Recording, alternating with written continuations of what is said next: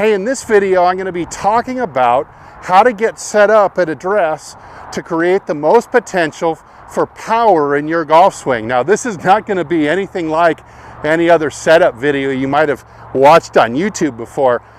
My mentor, Mike Austin, believed in kind of a different set of concepts, but following a few of them, I think are going to give you a lot more possibilities to create power and distance with your swing. So don't go away.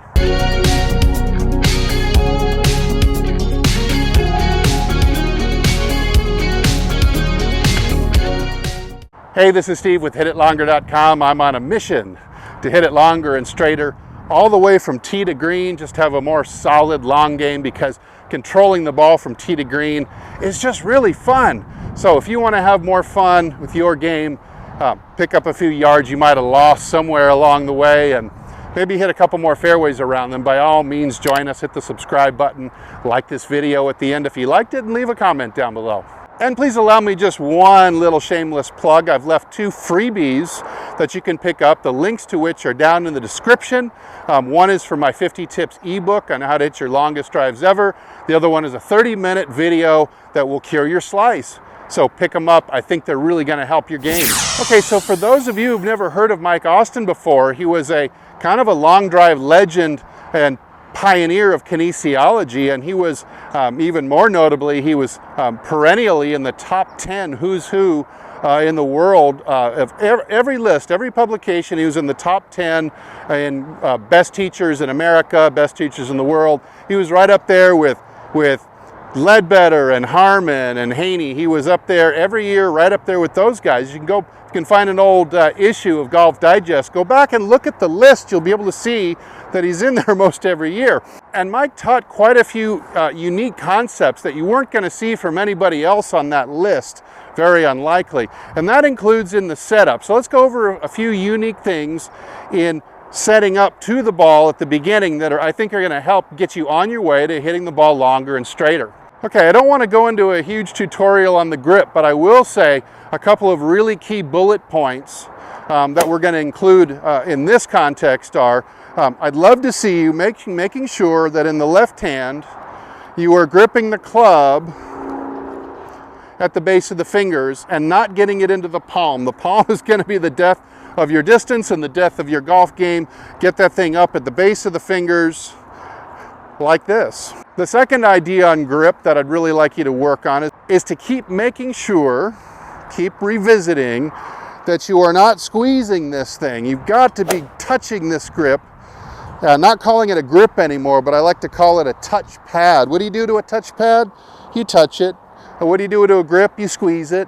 So think of this as a touch pad. I'd really like to see you reduce in the coming months, reduce your level of tension in the hands and the grip pressure. Try to get it soft enough to where the club head starts to feel heavy. That's a difficult achievement when you're talking about having a really light-headed driver head, a lightweight driver head, and a really lightweight shaft. You've got to grip very softly if you're going to make this feel heavy. Now, contrary to what you're going to see on a lot of other YouTube instruction channels, I'm a big advocate of not allowing the feet on a driver to get wide. There's a lot of disadvantage to this, including, you can see here that it facilitates more of a head sway. It's almost going to be guaranteed that your head is going to move off the ball more with a wide stance than with a narrow stance. Another disadvantage of the wide stance is going to be that you're too stuck in the middle, that you simply can't transfer your weight completely over to the left foot and to where you're in balance on that foot. And I challenge you, go look at some other driver videos from some other instructors out there on YouTube, and you'll see they've got these really wide stances on their driver, and they're leaving this foot back way behind them. I guarantee you, if they were to pick that foot up, they'd fall over backwards. I have proven this over and over and over again with professional long drivers. They actually, by narrowing their stance, they actually pick up speed. It's the opposite of what you might think. You're slower here, you'll be faster here. Guaranteed.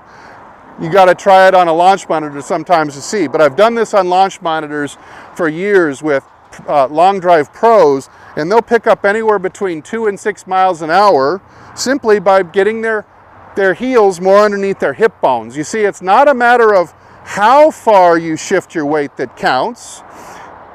Instead, it's a matter of how quickly you shift your weight from foot to foot that counts, and how completely you shift your weight from foot to foot so that you can be in balance. If you don't have balance coming through impact, then you're not going to have power. All right, now let's look at this idea that I hear on TV until I just literally want to vomit. And that's the idea that you got to assume an athletic stance like a shortstop. The most ridiculous thing I've ever heard before, almost. There's a few other ones, but here I'm set up like a shortstop now. Now, why the hell would I want to set up like a shortstop? I'm not going to move.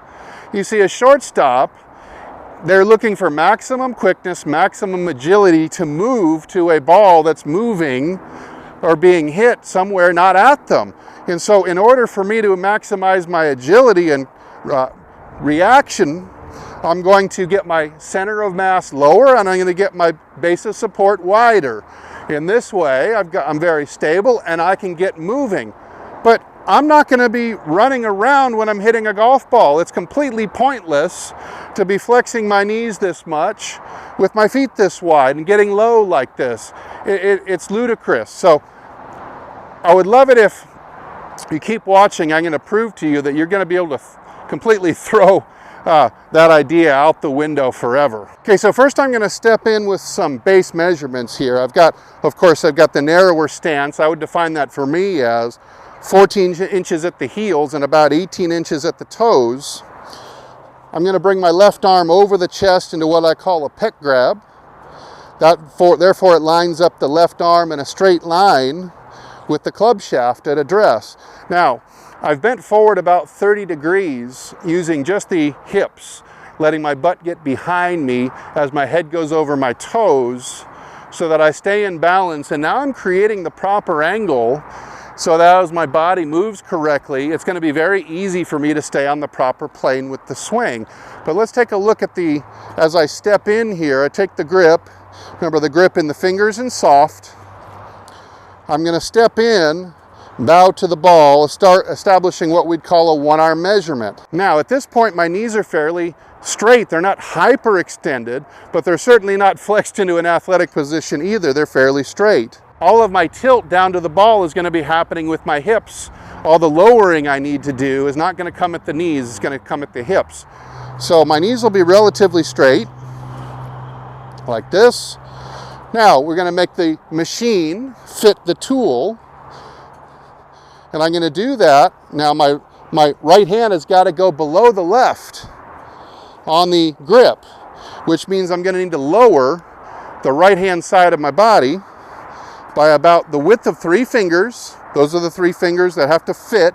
So these 3 fingers are going to have to be moved into position by dropping the right hip and right shoulder. But I'm not going to do that by tilting this way, and it puts my head out of the center. Encourages a lot of bad habits, but what I'm going to do instead, there's my 30-degree bow, my pec grab, is I'm going to take my left hip and I'm going to push it towards the left post very subtly, about 2 inches or so. Now, that has got my spine tilted ever so slightly, and then I'm going to flex my right knee in this way. That furthermore shortens the right side of my body, dropping the right hip, dropping the right shoulder, enabling me to fit the right hand under, giving me a square stance like this, and putting me into this subtle tilt while I can keep my head right between my feet in the center. Now, just by getting into the correct setup position this way, it really gives me a nice sneak preview, kind of working into where I want to be at impact to hit the ball long and straight. And that's going to look like this. If I were to simply, here's my setup, I just simply would be pushing my left hip further, my right knee in further, opening up the chest a bit more. But that really you really start to feel that sneak preview at setup. So it's like you set up, you wind up, and then you just swing back to kind of where you started from. Now, if you were to begin with the athletic stance, you're not going to be anything close to this at the moment of impact. All right, let me hit a few for me. The first one, I'm going to kind of go a little bit slower and kind of talk you through how I'm setting up to this ball and everything I'm kind of thinking of. I'll try to say it out loud. So first, grip in the fingers. I'm finding the grip. I'll take my time, find the grip, and remind myself to keep it soft. Okay, now I'm going to set the club down. I'm going to start positioning my feet next. So make sure I've got the ball position off the big toe of the left foot, and then I'm about 14 and 18 inches here at heels and toes. Okay, now I'm establishing the 30-degree bow. I now have a one-arm measurement. Now I've got to fit this tool. I've got to make the machine fit the tool. So now I'm going to crimp the right side under like this, waggle, breathe, and then I would go. So let me put all that together into a swing, and then we'll take a look at it in slow-mo.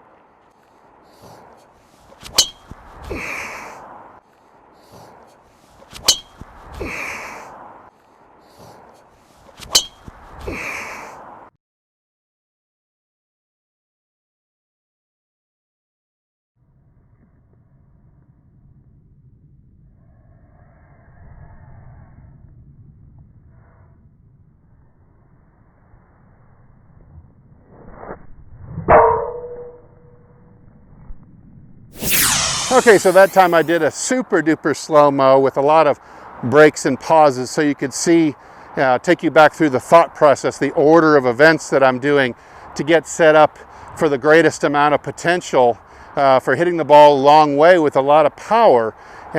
It's not the same as other people are doing it. So I think you're going to see that every one of these little tips that I'm giving you, once you incorporate it into your golf swing, it's going to make it less likely for you to be able to swing poorly, and more likely it's going to give you a greater tendency to swing correctly. So from a perfect setup, it becomes really hard to make a bad motion. It becomes a lot easier, almost natural feeling, athletic feeling, to make a good swing. All right, let me step on a couple and let's see how much power we can get out of setting up with these fundamentals.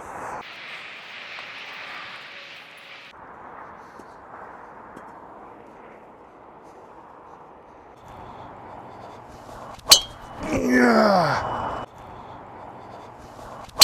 Yeah. Yeah. All right, so I hit that one as hard as I could and got really good results out of it. 175 balls with over 300 carry. That's pretty good for an old guy. I'm 50 years old, don't forget. So, hey, I'd love to see you just incorporate some of these little setup tips into your swing, and hopefully they're going to enable you or encourage you to make a better motion with more confidence, and you'll be able to hit the ball a lot longer. So if they help, please leave a comment. Let me know which one of these little setup tips helped you the most and how much yardage you picked up. Hey, thanks so much for watching. Thanks to Golf Development Complex in Moorpark, California for hosting us today and giving us this beautiful scenery day after day after day. Come out and hit a bucket of balls with me sometime. And as usual, I either hope to see you in the next video or I'll see you longer and straighter down the fairway. I'm going to keep working on this because it's fun. Hey, take good care.